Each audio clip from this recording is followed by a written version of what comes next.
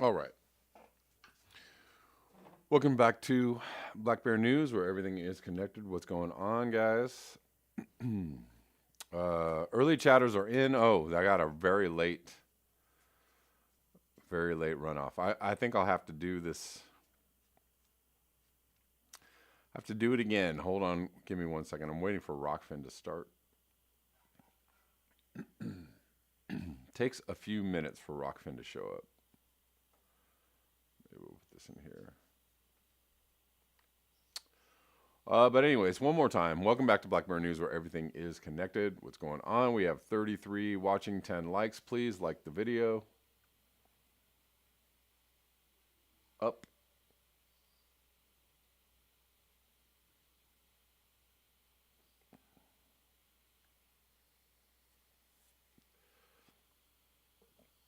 Gene says, anyone who thinks it is worth their time and energy, I suggest they look at Extinction Rebellion in their area, also Ocean Rebellion and Climate Connect. I really connect with the leaders there. All right.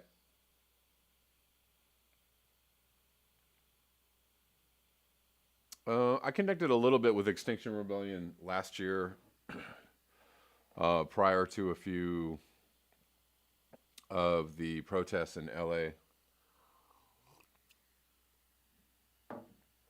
They seemed a little less, I guess, aggressive or confrontational than other chapters. But they are doing what they can, I think, to get people aware and to get people kind of in the pipeline, if you will, of activism, in the practice, in the flexing of the muscles. But I was just wondering today, I was just thinking randomly about, okay, we are on Rockfin, so we're on Rockfin. Oh, and yeah, okay. So if you're following me on Rockfin, we are live. We have someone hanging out on Rockfin. Welcome. Hopefully some more people will join us on Rockfin. I was thinking about, what if you had a campaign, radical climate change campaign? What if you had a compassionate degrowth climate agenda, right? Maybe you created a political party and you ran for city council or ran for local government. What would that, could you actually politicize in the normal fashion something like that? What would that look like? What would the proposals be? What would be, and how could you affect any change that way? If say you ran for city council or local government, on the platform of degrowth, what would happen? Could you even do that? Would that even be possible, or would you have to, take the stance of wiping the slate clean, which I think Roger Hallam is onto with his organization? You have to wipe the slate clean. You have to kind of get rid of the structure itself and then create another structure.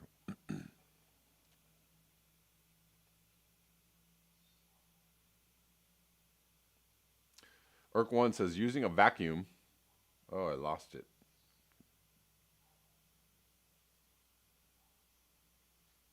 Oh, I lost your comment. I'm sorry. Right when I was starting to read it. Something about using a vacuum to suck away carbon is like using a wind turbine to blow away hopium or something like that. I think I got that. But anyways, welcome all. Good to see you. G. Demers, you have a carbon negative gin in Vancouver? What? How do you make carbon negative gin? I guess there's a way. I imagine that wouldn't be that hard, doing something like that.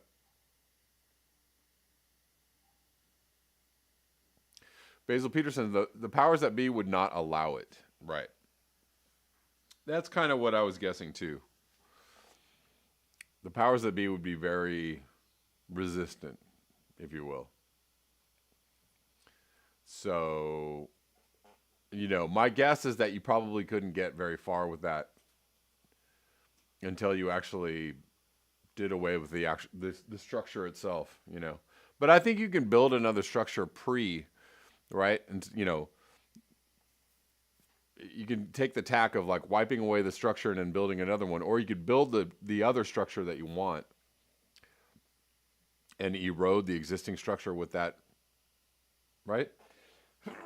Excuse me. Pardon me. Came out of nowhere. That's what sneezes do. Sneezes, if you pleases. Kuro hikes. Iceland makes carbon-free sea salt. Problem solved.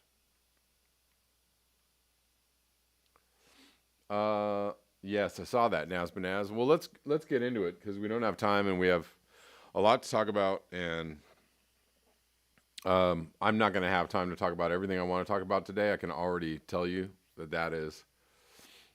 Can already tell you that's going to happen today. But let's get into it. Hold on one second. Oh, I don't have my monitor. Bad. Bad.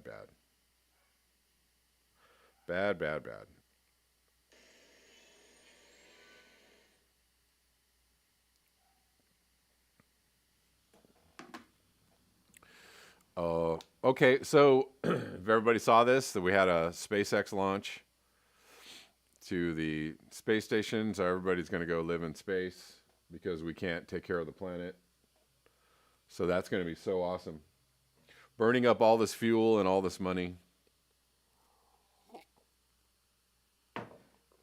I mean, it's cool to think about and all. But, what do we have so much invested in this idea of like going out to space, but we don't have a lot invested in staying, having a habitable planet. So maybe we should do that first instead of last. Let's move on to Hurricane Iota strengthens to Category 5 storm as it nears Central America landfall. They just were absolutely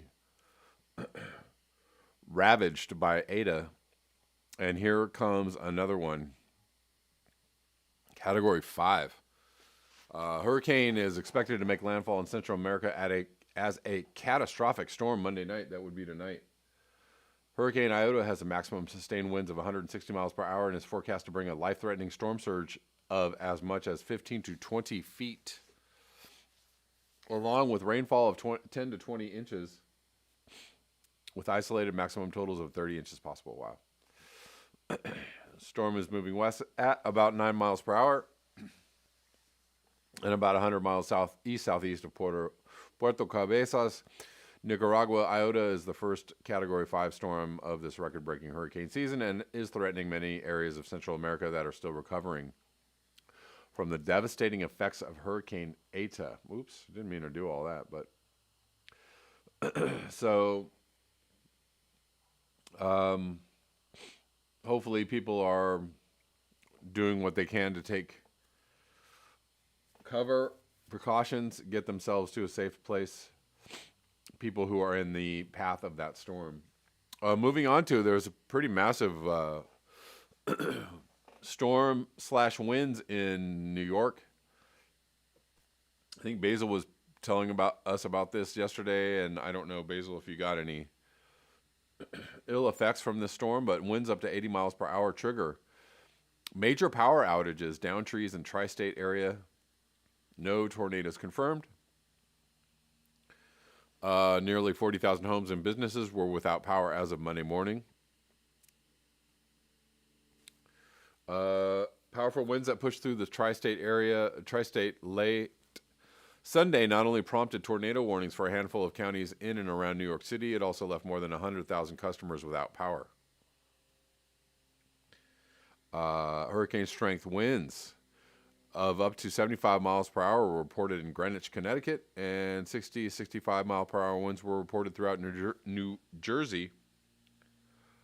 But reports of wind damage came from many corners of the region. A quick passing storm also caused delays to several train lines after it brought down power lines and toppled trees. And yes, 40,000 homes. So watch this little movement here. Storms have mostly exited the area. I guess that was late last night. So quick moving winds or slash derecho type storm there.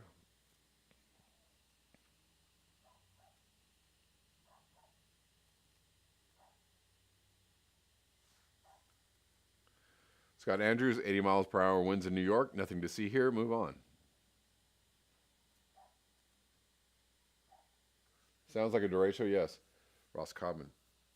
I thought I saw Basil in the chat, sir, earlier. Yes, Basil is here. So really quickly, I just wanted to clarify something. When I was reading TCR's post yesterday, I did not indicate that it was a one-day average or the average for that day. But you know, maybe some people thought I was saying that was the current, you know, global average temperature or whatever. But it was the average for the day, but still significant and frightening enough. So I don't know. I think some people were trying to point out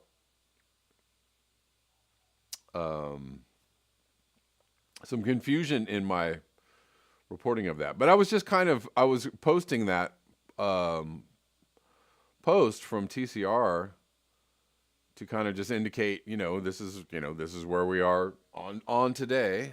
This is what, the average temperature increase looks like from, given a 1980 baseline. And you can deduce from that what you will. I think it's frightening enough. Whether it's the daily average or the weekly average or monthly average or yearly average, probably going to average out to something like, something in the vicinity of what I was reading yesterday. Anyways,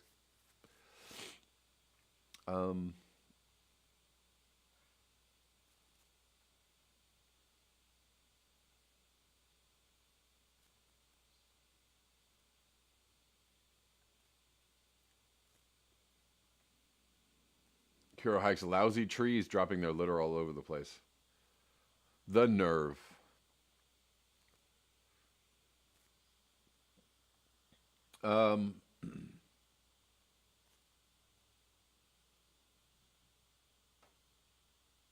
New York, Irk1 says tornadoes in New York City last night. Dropped a whole line of trees across the highway. I think yeah. Well, they said they didn't report any tornadoes, but I don't know. Something like a tornado, tornado-like winds. Maybe just not contained in a tornado shape. Who knows?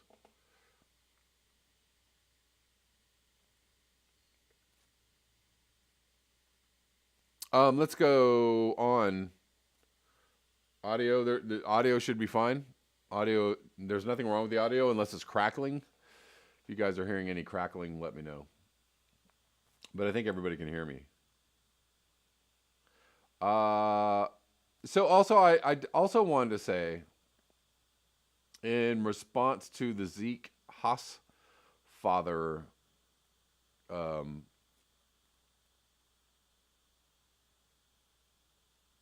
tweet yesterday that I read, don't get me wrong, I have a certain amount of hopium, or optimism that's not rooted in science on any level. I think that, as with anything, when you quit if you quit smoking or quit drinking, right, the body responds very quickly to that, very positively, right? If you've been abusing your own body, and I feel like if we stopped abusing the earth, i.e., emitting all this carbon into the air, obviously, if we stopped on a dime tomorrow, it wouldn't stop the processes that we've already started. So those things would continue. But I have a certain sense of just, random gut level hopium that if we stop doing all that, the earth might respond in kind and say, thank you very much. Now let's see what we can do. Um, but just not to the level of Zeke when he was saying we're just going to stay at 1.2. I think that's kind of impossible. But I think I think if we made steps toward not destroying the planet might make steps back towards us, saying, it might not be right. And again, to bring up yet another unscientific observation, but just from a quick cursory observation, that there wasn't the major spike in temperatures that we were supposed to get when we had a drop in emissions globally from coronavirus. There wasn't there may have been spikes in temperature regionally, but I don't know. I don't know whether those are caused by the continuing trend line of climate change getting worse, or the planet getting hotter, or we don't know whether those were caused by the aerosol masking effect or global dimming, whatever. I didn't personally see, from just zooming out and looking at what was going on, that there was this major spike in temperatures, and that was supposed to happen when we lose all kinds of aerosol masking effects. So that that could be cause for some kind of optimism, that if we took out emissions in a quick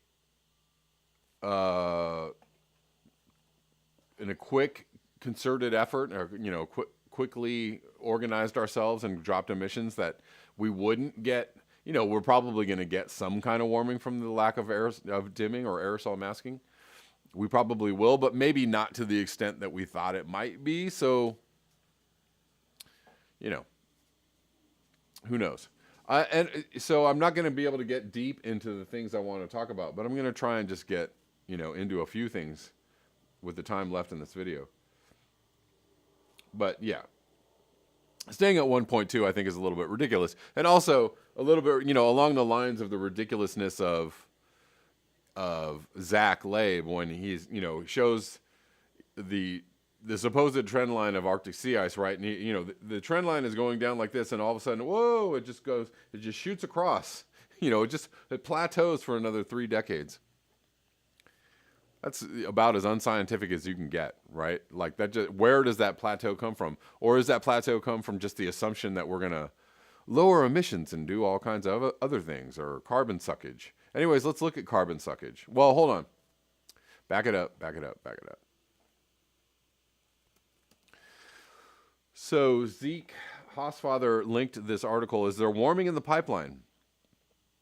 A multi-model analysis of the zero emissions commitment from CO2. And I watched Sandy and Jennifer's video with Jim Massa, and I thought it was a very good video.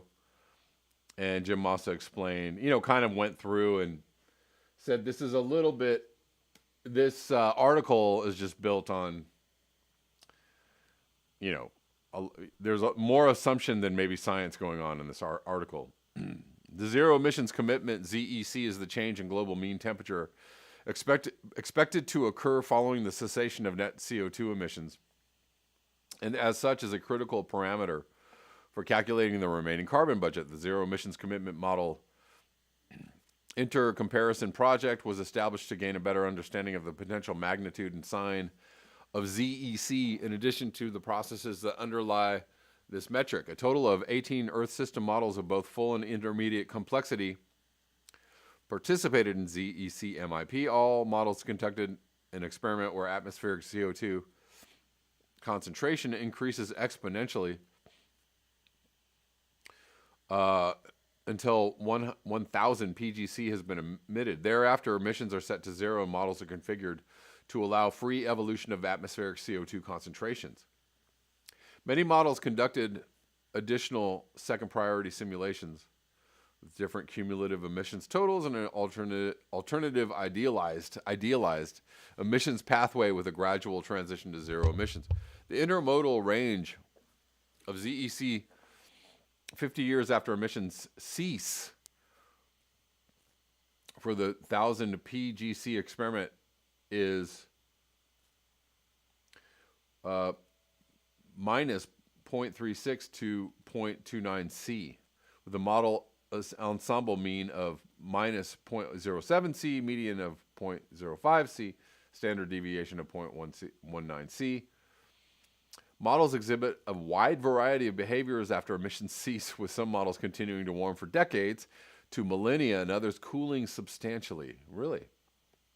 Analysis shows that both the carbon uptake by the ocean, which is we've read, says the ocean says I'm full. By the ocean and the terrestrial biosphere are important for counteracting the warming effect from the reduction in ocean heat uptake in the decades after emissions. So I think what they're trying to say is they're counting on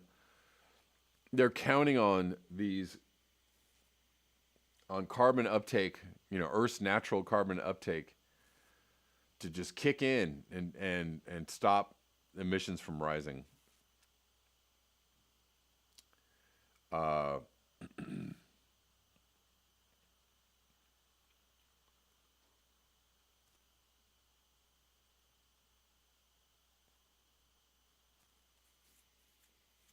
So different scenarios for release of emissions. And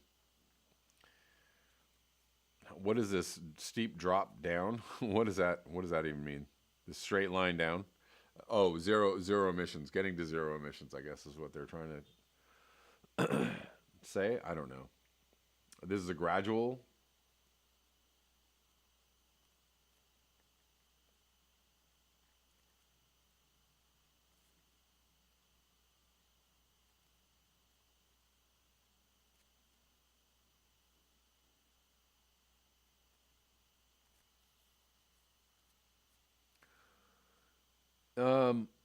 I don't understand.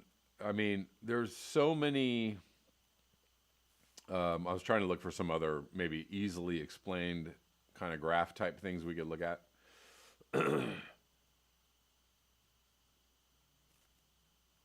Again, referencing Jim Massa in Sandy's video, he said there were quite a few models to look at. I'm not seeing. Oh, here we go. This is the one that we were seeing. That Zeke.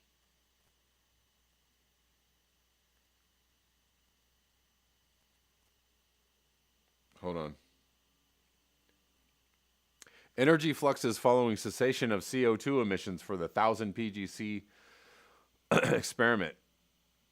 AN is the change in ocean heat uptake. Relative to the time that emissions ceased, a reduction in ocean heat uptake will cause climate warming. Well, we just read a paper saying that if we lowered emissions, that the ocean itself would lower its uptake. So the ocean may not be helpful.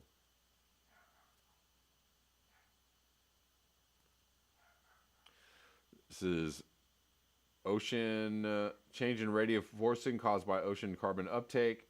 F land is the change in radiative forcing caused by terrestrial carbon uptake. Vertical black lines are estimated uncertainty ranges. These are the uncertainty ranges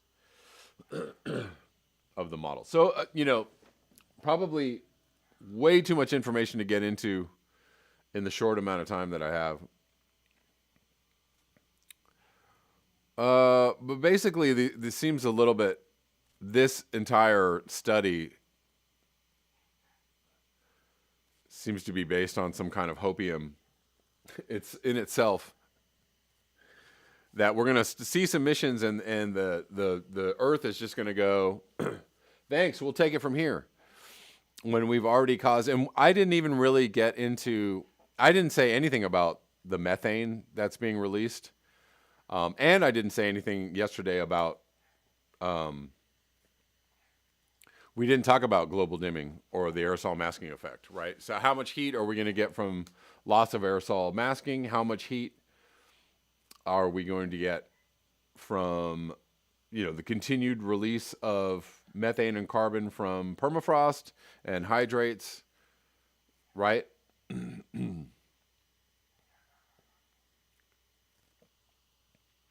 Kevin Chanholzer, will we really ever get to net zero with the current 8 billion? Well, and I would have to say that these graphs should probably, you know, these are all working on the assumption that we're going to do this in a coordinated manner very quickly, right? And I would have to say the there's a certain amount of momentum in the damage that humans are doing. You know, that's the thing that is going to be the difficult quantity to ascertain, right? Right. So there are so many other factors, and they're not, you know, factoring out methane release, factoring out release of carbon and methane from permafrost and the already melting permafrost, factoring out the loss of albedo, which is already going on with a lot, you know.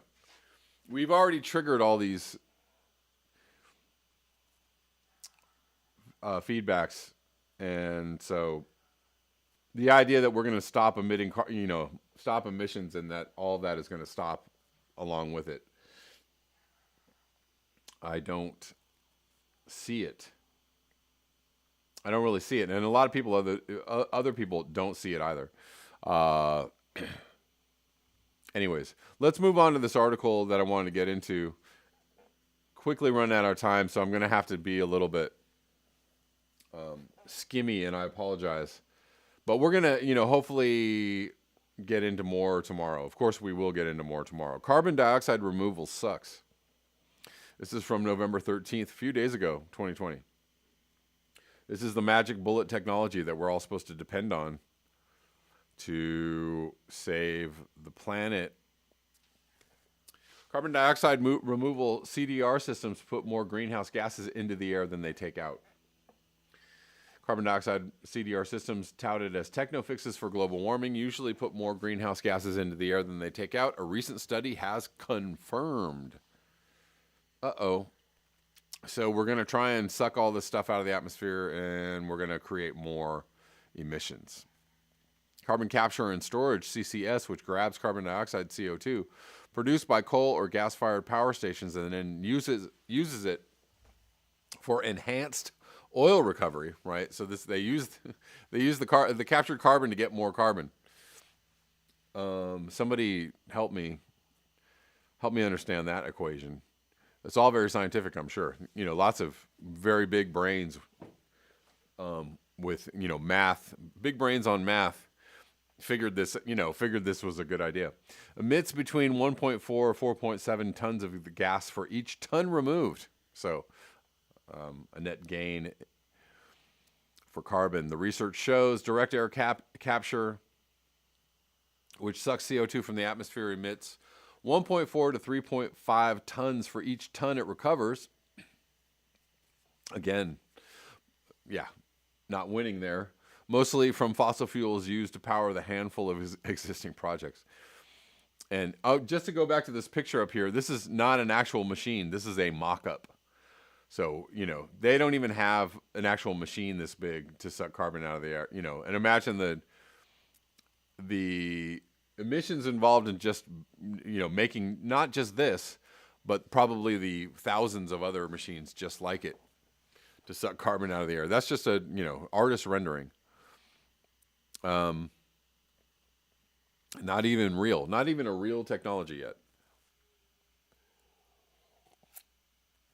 If DAC was instead powered by renewable electricity, as its supporters claim it should be, it would wolf down other natural resources.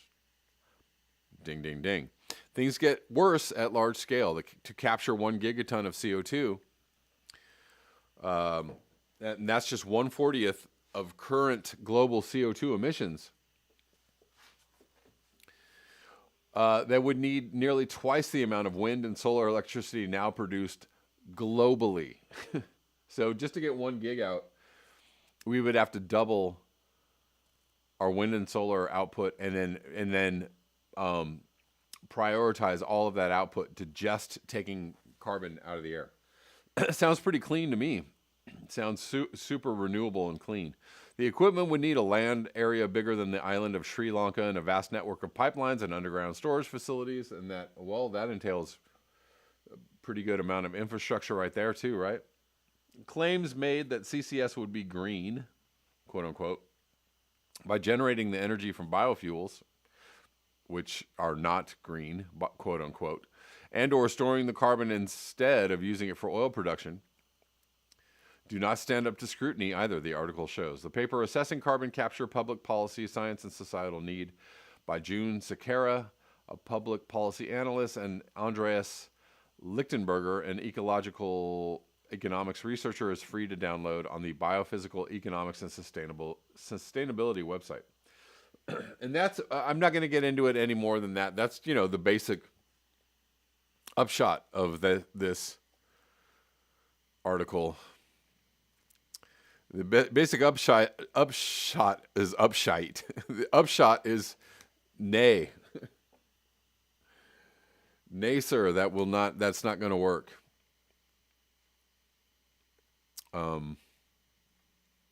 Urban Hermit is on Rockfin. What's going on, Urban Hermit? Good to see you. Thank you. Got a couple viewers hanging out with me on Rockfin. Thank you for being here. Yeah. But let's look at other ideas. I have a viewer who tries to urge me, and I'm failing in my review or maybe a deeper dive into the idea of regreening, rewilding, creating natural carbon sponges, things put forth by people like Alan Savory and Walter Jane. And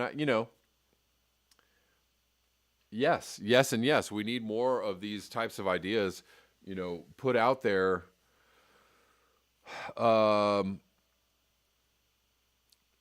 Obviously, I think these are more reasonable ideas. Some people want to counter that, the feedback loops that we've kicked off in the global heating will not allow these things to grow, but or allow this regreening / whatever you want to call it, permaculture even,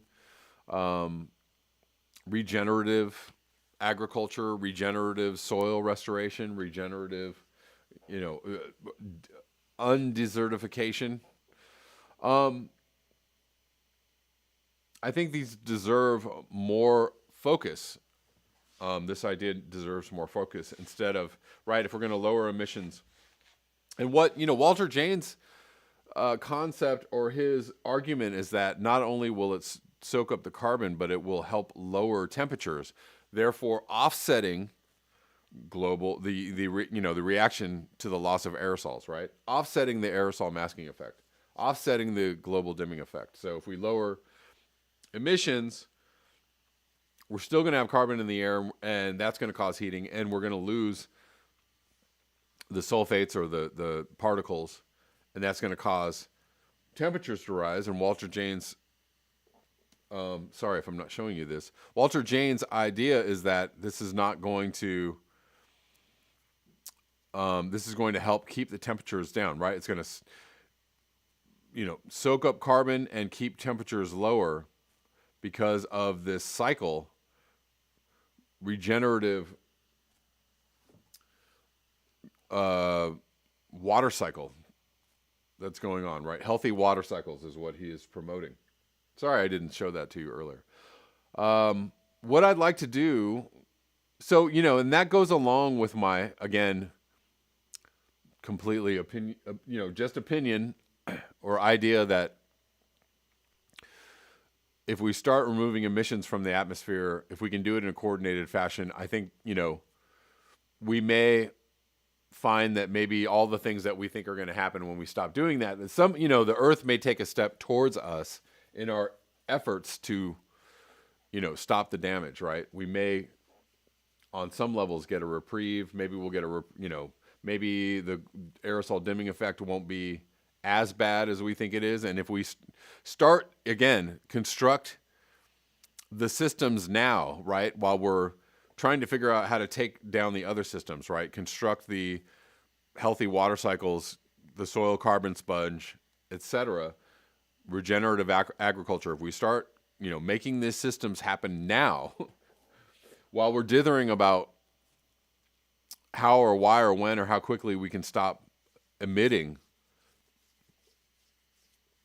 the carbon into the atmosphere, right? We already have these things, these systems, these regenerative type activities already going and already doing their work of trying to bring down the temperature. We're going to have to start all of this stuff right now, but let's just look at it, just a couple of seconds of clips from Alan Savory and Walter Jane. Hopefully this will not be too crazy. So this is some land in, sorry, this is probably loud, land in Mexico that Alan Savory regenerated. Was in terrible condition, and I've had to mark the hill because the change is so profound.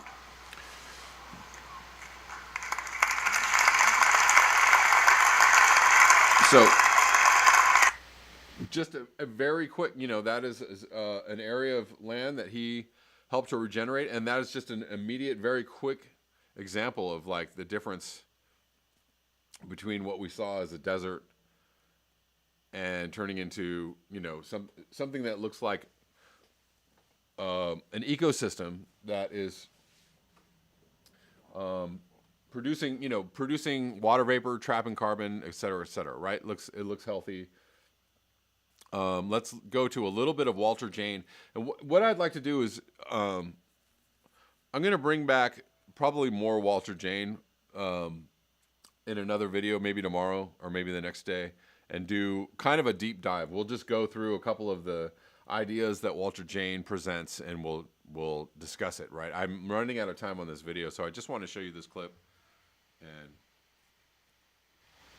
hopefully this will work. Only come from the soils. So the whole take-home message from can we draw down, can we try to balance this, is we must regenerate the Earth's soil carbon sponge, because only that water can enable this drawdown to operate. Okay, so that's really important. That sponge is fundamental to that whole photosynthetic potential being realized. So I lived in California. The major problem was the Colorado River that was drying up. Yep. And the fight between... They're just getting into some questions here for him, and this video is very long. It's over 2 hours long, and what I'd like to do is do a deeper dive into Walter Jane and possibly Alan Savory, and do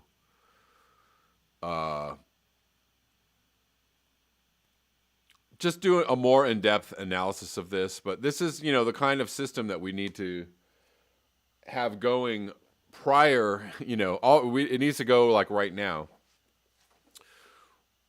Prior, you had a message deleted by the moderator, Irk1. I apologize. I don't know. I'm sorry if I personally am not looking at the chats. But I think this is a worthy look at, I think this is a worthy idea to take a deeper look at. If we're going to have a chance, if we're going to have any kind of a chance, just talking about lowering emissions is not going to be enough, and we all know this. Everything seems to be moving very slow, and I apologize, guys, as far as the live stream. Jacob Gordon says, step one, stop emissions completely, no BS, end them, then proceed from there. I totally agree with you, Jacob Gordon. I'm just saying, if we're going to do that, we're going to have to start talking about what happens next, right? We're going to have, going to have to do something. And, we're reading these articles, and we're going to start seeing more and more of this discussion about, well, we're going to have to, and even the IPCC says we're going to have to use carbon capture in order to save ourselves from certain destruction. Let's talk about the right kinds of carbon capture, right? Let's talk about as opposed to the, dare I say, bullshit kinds of carbon capture. As in, carbon capture that creates more emissions than it actually captures, right? That's called bullshit.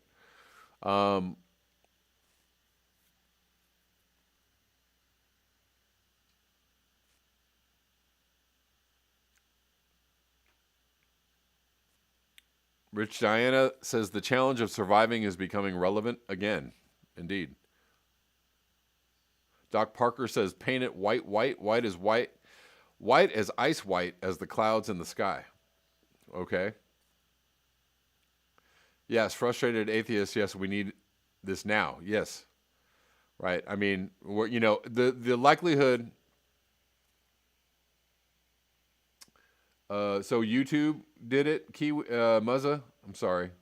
Yeah, I got, sometimes YouTube just does weird things. So.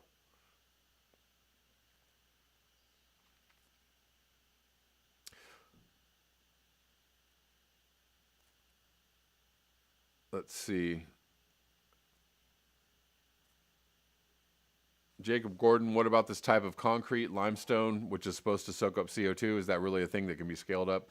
I don't know a lot about that, so I really can't say anything about it.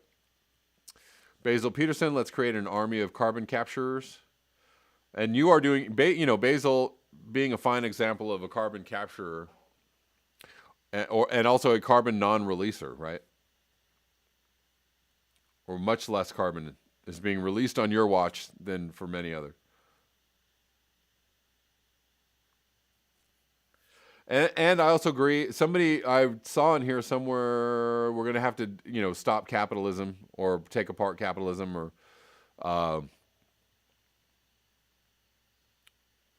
right? Capitalism is going to have to kind of go away if we're even going to have a chance to do this. And that's why I'm saying, we're going to have to take, certain systems are going to have to go away, but other systems are going to have to be built even before those systems go away.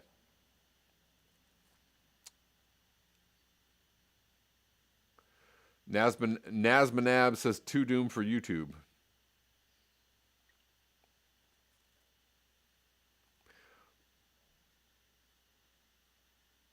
All right, guys, I have run out of time.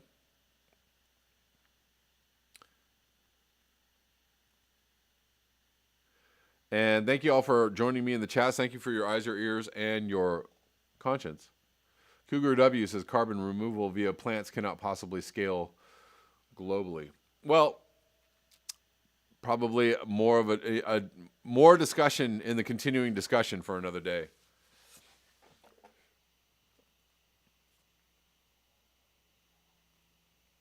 I got a super chat way back here, or maybe a couple. Thank you, Natural Progressive, for the super chat. I appreciate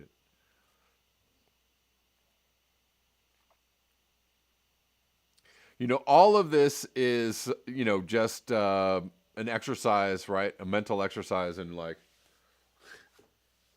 the things that we might do if we were becoming self-aware as an entire species. And hopefully that happens really quickly. But all of this is going to happen together, have to happen together very quickly for anything to be successful on any level.